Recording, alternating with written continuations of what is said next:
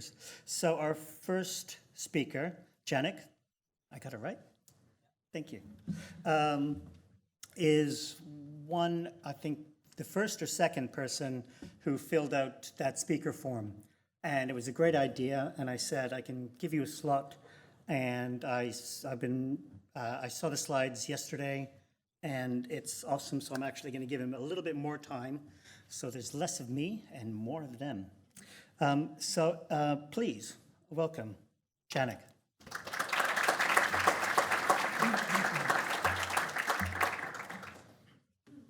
And while he's checking if his mic is on. Oh, brilliant. Hello, check. Mic check. Good check. First, I'd like to say thanks, Joe, and thanks, Lisa, for inviting me to the original and best UX meetup in Sydney. I have to admit, I actually, like the last time I went to one of the IxDA meetups, because I've been overseas for a bit, it was pizzas in Atlassian, so this is definitely a much more schwanky place that we find ourselves in. So yeah, I guess today what I'm going to be talking about is the value and ease of using highlight reels and to kind of use video to kind of back up insights. And I was just really quickly, before we get started, I was just kind of curious to do like a little mini survey. How many people here in their kind of day-to-day work, they carry out research activities? Just a quick show of hands. Yeah, more or less most people, if not definitely the majority. And how many of you would produce a report to give insights across? Yeah, still a large amount. How many would use, you don't need to make like a full-on formal report, you can just use like post-it notes or just notes of a certain kind. You can pass it on straight to just a product owner or someone else. How many people don't need to do a formal report to get insights across? Very small. Ooh, okay, interesting. Okay, and lastly, how many people make videos? Okay, that's pretty good. All right, cool. All right, so I think you guys might get a little bit out of this, so that's good. So I guess the reason why I'm doing this talk is because I'm sure as researchers, you've made reports, you've done post-it notes, and maybe, I don't know, do you guys feel like satisfied that like every time I do some finance insights, people take it seriously, they use it, and it's just that sweet feeling that all those customer insights are flowing through. Does anyone have that feeling? I'm willing to bet no. Oh, Lisa does. Okay, great. So I guess really one of the things is that I guess in different organizations they'll have different attitudes towards research itself. So maybe it could be based on their past experience, the different ways you structure teams. But I guess at the end of the day, a lot of places, usually research doesn't play such a big part because usually it's because they want to move fast, usually because the business requirements or the scope is reduced, or it could also be a cultural thing where actually connecting and having a relationship between researchers and the organization is a bit tricky. So I guess one thing which I'm trying to do with this talk is basically show how video can be used to basically show a little bit more rather than telling, because usually there's many different ways to get your points across. Usually conversations are the best way, but sometimes you have to talk to people who you don't have a direct relationship with. You'll be presenting things, or you'll be trying to get your message out there to a broader audience, and that's where I think video can be very handy. So I think we spend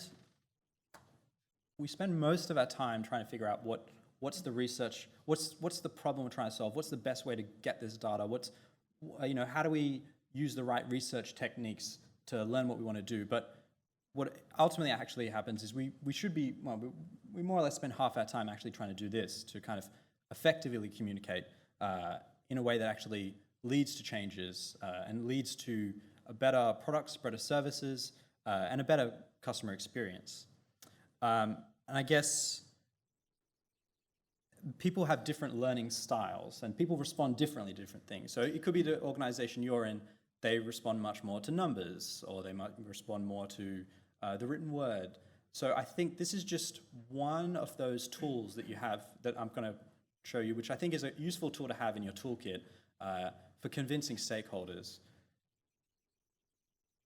And I guess for me, it starts with a medium which I personally, I just really love. I guess I started off doing film when I did my undergrad. So I did a bit of film and I did an arts degree. Yeah, Joe's giving me the thumbs up. Another Werner Herzog fan? A Werner Herzog fan? Can you mention? Yes. Yeah, so old school, great one. So I guess for me, documentaries and film has been documentaries in particular have been really good, I think, as a great example of how you can change perceptions that people have.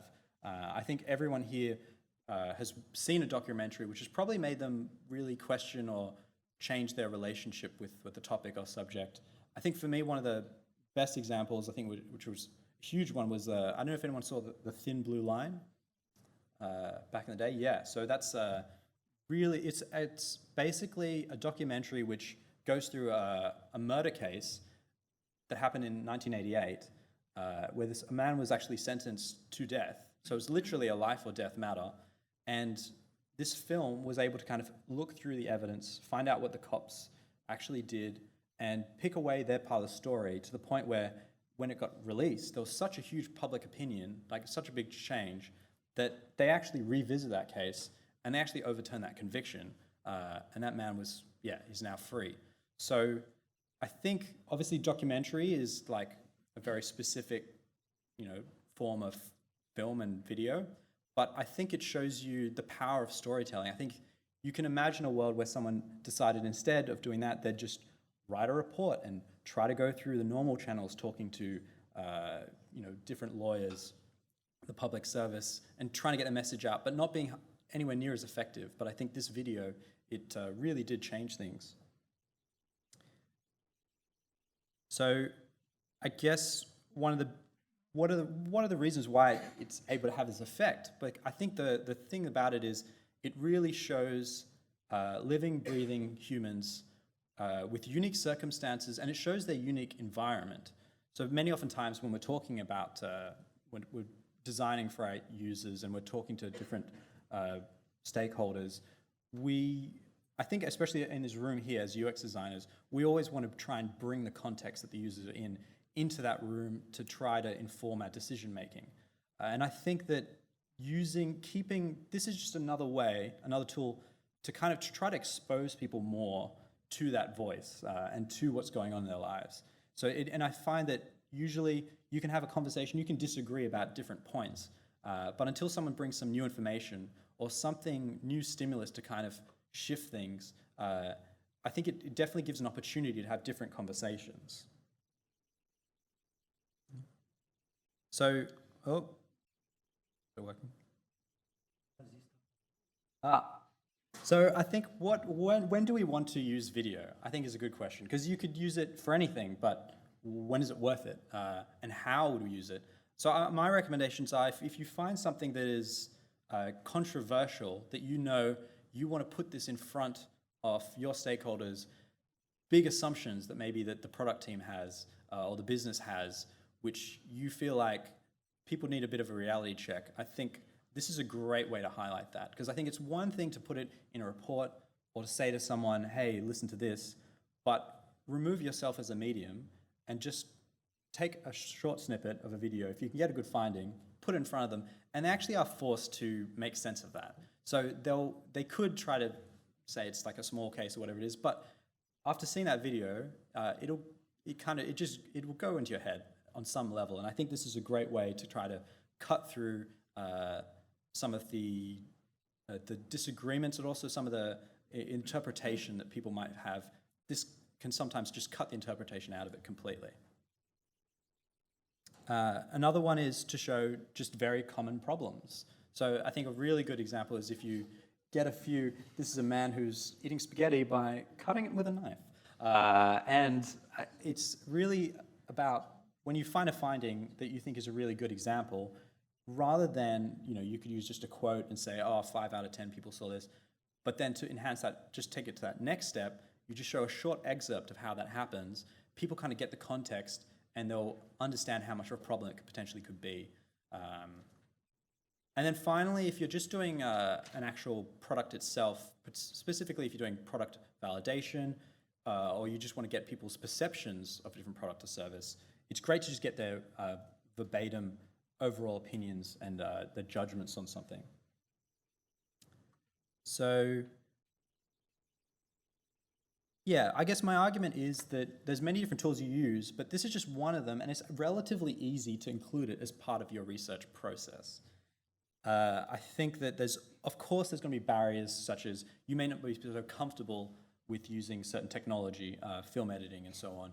You might have not too much time. Actually, that's probably the biggest one. You guys probably have some pretty strict deadlines and feel like, how can I actually include this as part of my process?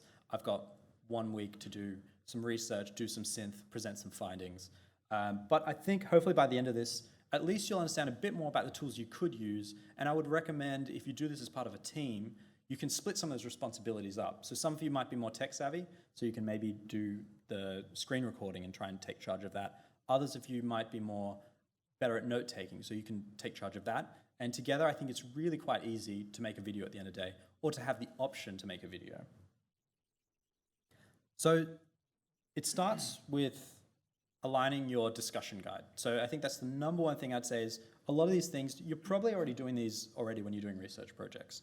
Creating a discussion guide, you've got consent forms and privacy forms, and then you've also got to set up equipment as well, because a lot of you, I imagine, taking audio transcriptions or doing different ways of capturing or taking photos of participants. So all these things you're already doing, you're just adding just a little extra layer to that, which gives you the option to make a video. My best way of visualizing it is you want your discussion guide to be aligned to your notes, and that to also try to be aligned to the video itself. So that way, when you're kind of going through the notes that you're taking, you can get a rough sense of roughly in which section someone will say these kind of things. If you follow, of course, there's some discussion just guides where you might need to throw it out completely because the questions you need to come up with new ones. But very often you can guide the conversation, so you will have a rough structure when you're interviewing people. Privacy and consent, of course, this is really important because obviously taking people's faces on film is not something which you want to be thrown out into the general public. So I think it's very nice to, you definitely have to include it as part of a consent form, which they already sign off on, so you can just include the clause and just let them know, look, we'll be taking video and we'll only be sharing it with a small project team or inside the organization internally, and ask them if they're okay with that. And then another thing is to actually live up to that promise and to really take care of the footage you have of them. Don't let that go out too far, and make sure the people that you invite to see it have restricted or private access. It's not going out to the public. So I guess I'm going to show, this is some of the programs that I use, and there may be other ones, and I think they're all fine, but these are ones which I find are quite easy and quick to get the job done. So Camtasia is a pretty good one.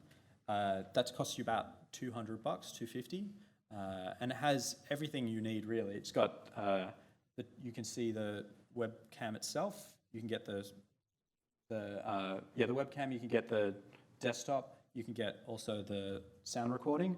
Those three are the key ones you need. You can add extra ones to it. You don't need the system audio really, and that also is the same with Lookback, which pretty much does the same thing, except it records it on the cloud. So Lookback is, it's a subscription-based service, but you also have the option to share those videos with people quite easily, and it's all kept on the cloud, so rather than one person have it on their hard drive, anyone can access it at any time. So it's not too bad for that. AirServe I recommend because if you're doing mobile testing, my workflow would be to mirror what's on the phone with the screen that you're recording on.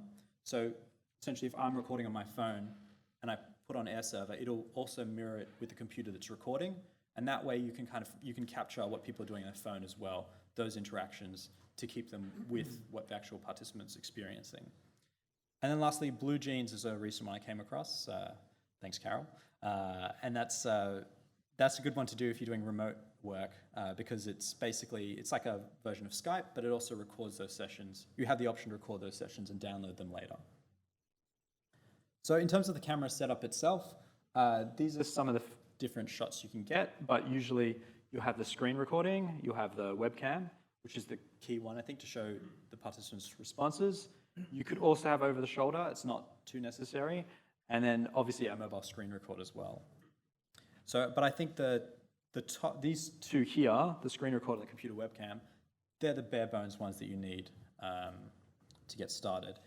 When it comes to positioning, you'll probably find that because you're using, I'm basically saying you should use the screen that the laptop that they'll be using, you should use that. But you'll find that people who actually, when you get participants, they might be moving around a little bit. Like it's kind of hard to keep them in the same place. There's little things you can do. You can tape down you can put blue tack under the computer to make sure it stays still, and you can even maybe put the chair in a place where it's just kind of harder to move. But if it's little tricks of the trade, I'm just thinking about that brilliant shot. So, but yeah, it is tough, and very often, sometimes the best quotes or the best moments might be captured off screen. So you do your best, but this is just a simple format. So, yeah. So the next big thing, because you don't want to be in the position where you have, and I'm sure a lot of you had that already when you've done audio. You've taken audio files, so you've got a whole session with a participant, and you're like, yeah, I'll just listen to it later and I'll get all those insights. It's probably not going to happen. So it's better to capture the time codes as you go rather than trying to watch through potentially hours of footage, trying to find the best moments. So this is where the note taker's job becomes really important because essentially every time you take a note, there's some ways where you can try to automate that process so that every time the note taker is taking a note, it's actually making it's putting a little bit of data to say when that note was taken. And that means that when you look over and you're picking out quotes, you don't have to trawl through everything. You can start to edit it on paper rather than going through the footage itself. So there's a few little tools I use for that. And the other option is, of course, using Rev Recorder. You can actually send it to them and get a transcript, which that you could also use. But that's a bit more pricey because you have to pay for every single transcript itself. So one of the things which I'm a huge fan of is Excel. It's quite cheap, I hear. You can get basically a function which I've copied off a friend of mine, and basically it will automatically put a timestamp based on that time. So this is something you guys could get started with very easily and just include it into any kind of notes that you take at the moment. But then the other one is Pair Note, that basically records the audio or video, and every time the scribe's taking a note, whenever you kind of fast forward and backwards in the timeline, it'll actually show you what the person was typing at that time. So you can very quickly find out, oh yeah, it was about that point in the video. And of course, yeah, Rev Recorder for transcripts. So I think, obviously there's a little bit more setup to try to make sure that the camera stuff is set up nicely. The note-taking is also another aspect which you kind of got to try to sync that up nicely with the discussion guide. But if you did those things, it's not too difficult. But then obviously now comes the more hectic part of any research project where you actually have to synthesize things. So I guess now you might use the existing objectives that you used at the start to create patterns and to find out where you should group your different insights. You might find there's a new theme that comes out. If you kept it to the existing objective that you started at the beginning, so if you said, what are the benefits that people expect from the product? You have a question that you asked all participants based on that kind of rough question. You would know in every video, roughly speaking, where you'd get that response that kind of aligned to that. So that helps a lot if that's how you synthesize. But the reality is we don't often synthesize that way. You can have discussions that range into different topics, different times. So you might have to basically create a whole new pattern. But this is very similar to what we currently do. The only difference is now you can just use that Excel spreadsheet to pick out time codes, and you'll know where those actually came from, and you can just quickly go to that video to cut them out. And then this translates video-wise into just, you can just make a title screen, then you can just have some quotes that support that, and then it can be quite a fast-track process. So, and there's different types of videos that you can make. So you can use a single clip as part of a presentation. So once you've presented a report, you could have just on different slides something to back it up, which I think is very effective. However, that's something which is not so easily shareable. While if you make a video, that's something that's much more easy to link out to multiple people. So I would also recommend if you're doing that, to just make a short video, 2 to 5 minutes in length. Take your best findings and always start with them first. And I think that's a pretty quick way. I think if you take a few quotes, that's not that much time. So you really have to be very disciplined in what you pick and what's the outcome you want, and what are the key kind of pieces of evidence you want to throw out there, because you're not going to have nowhere near as much detail as you could have in a report or anything else. This is the medium favors very simple stories, so you guys might find that tough. And then when it comes to editing the video, there's a lot of free services you can use. DaVinci Resolve is definitely the best of them. DaVinci only charge you if you're using 4K footage, which feel free to do, but that's good luck with the hard drive space. But then you can also use iMovie, some very basic tools.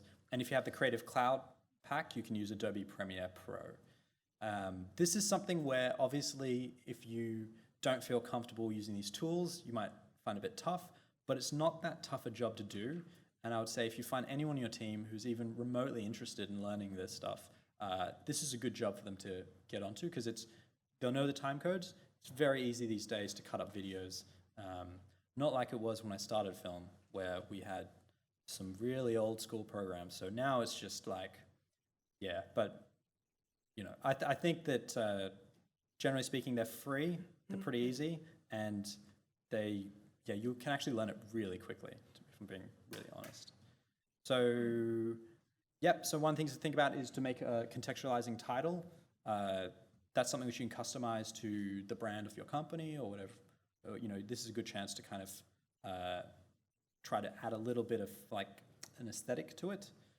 And then if you're using nonverbal clips, because one of the benefits of using videos, to be honest, is you can't get quotes of people struggling to understand something or getting lost, or making a groaning noise because they really don't like something. It's very hard to just write groan, like it doesn't get across. But if you get video of them doing that, and you can kind of say, here's where they are in the process, or here's what they're doing, and people see that, that's where the real like nugget of gold is with videos. Because I think it's one thing to say, oh, your customers don't like your product. It's another one to have them go like, oh man, it's just so bad. Like if you see that, you're like, oh, it hits me right here.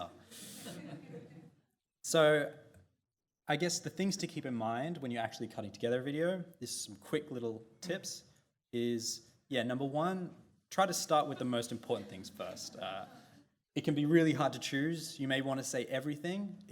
That's what the trouble with the format is. It's a linear format, and you only have maybe 3 to 5 different key points you can make. So be really ruthless with what you start with. Try to keep it short and sweet. If you send over a 15-minute video to people, they're not likely to watch that. So try to really cut to the good stuff. Use those titles to say to like frame what you're about to show, so they know what they're going to see, how it's going to line up with the project they're doing, and try to keep it very short and sweet. Yeah, and lastly, just kind of try and pick your audience.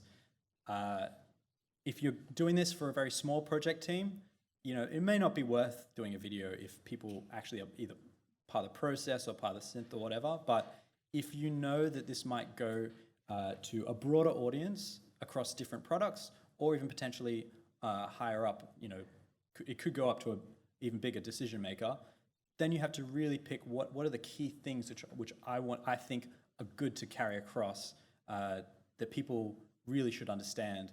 So, and if you're doing a really broad audience as well, you should also be careful about how, sensitive about what kind of information you reveal, because you don't want this isn't a public video, at the end of the day. So yeah, my recommendation is to try to give it a try in your next project if you feel like you might need it. Once again, I think this is something which, if you are struggling to get the insights in your stakeholder's head, if you're struggling to if you feel, I'm sure I would probably bet all the money I have that you guys have struggled at times. You don't get everything you want when you present your research findings. I think it's a good tool to use. And I look forward to seeing if you guys want to do it and feel like you have any questions, feel free to come and talk to me after this. Thanks very much.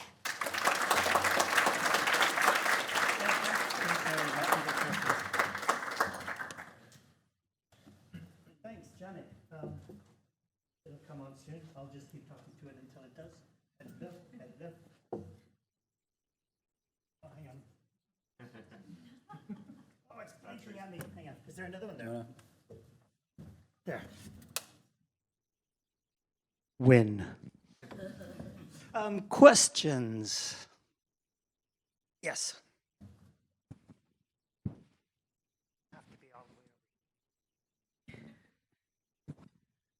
I'd love to know if you have any tips around navigating the nervousness that can exist with being video recorded. I work in the public service, so people, I think, because we're the big scary government, would be extra nervous about being filmed. Definitely. So I'd love to hear anything that you've kind of learnt in using this technique to address that. So I actually, back in the day, I used to do videography work. And that was quite different because you kind of you knew what you wanted to hear. You'd set the camera. You'd even tell them things like, yeah, we're shooting. And please, can you reframe that in the form of a question is a common thing because you want them to say what you want to say. And I found that when you're doing that, everyone knows the camera and they get nervous. But even then, when it's so obvious, after a while, they actually relax. It just takes time. I think the tough thing is the length of time it takes them to feel comfortable. And also just when you're telling them at the very initial stages what you'll be using it for, just being really transparent and honest about this is not something that's going to go out in public. This is going to be used so that people actually understand your issue or problem and can improve things. I think if they understand that and they trust that you'll do that, that eases their mind. And then when it comes to the actual camera itself, because I would recommend just using a computer camera from a laptop, it's not too invasive. It's not like a big camera just pointing at their faces. But those would be my two pieces of advice, is just make sure the consent and how you're using it is told up front. And then the camera itself, if they're happy enough with that, the camera itself, they'll forget about it very quickly. On that consent thing, I've got one for you there.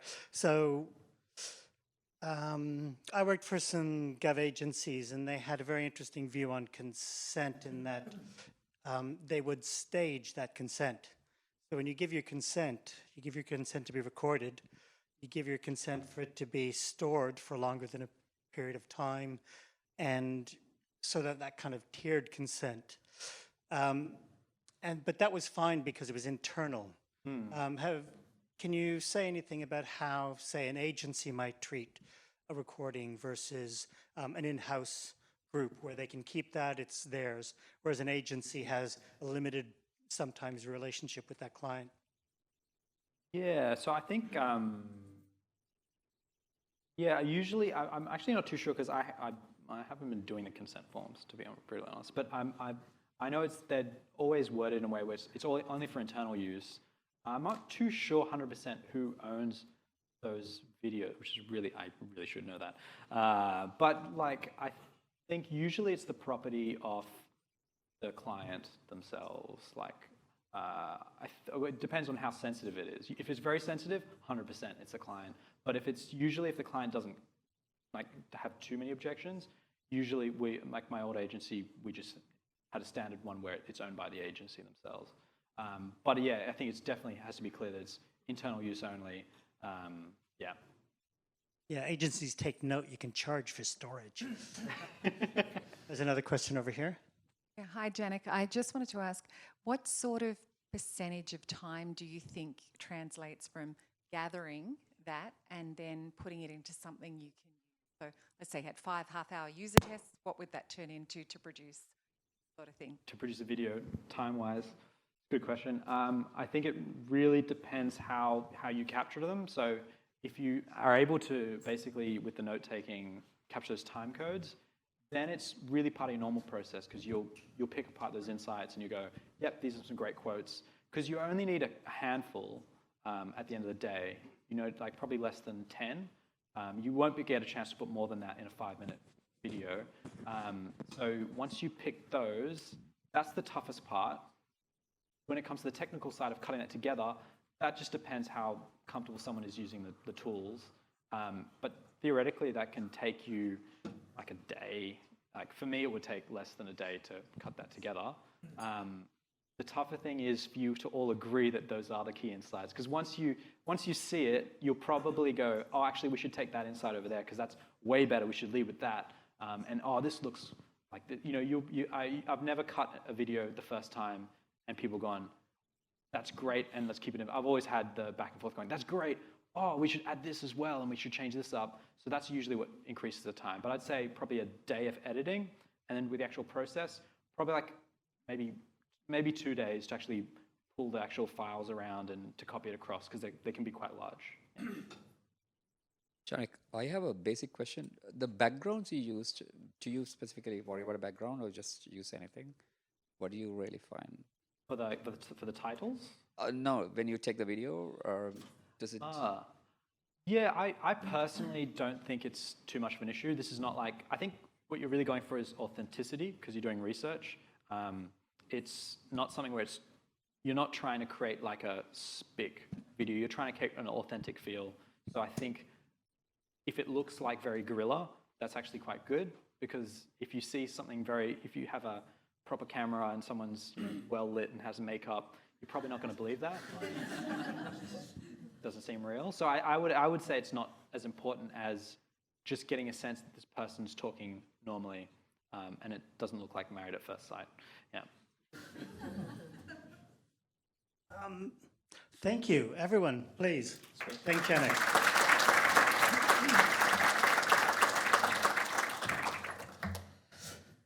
I'm so glad I gave him extra time.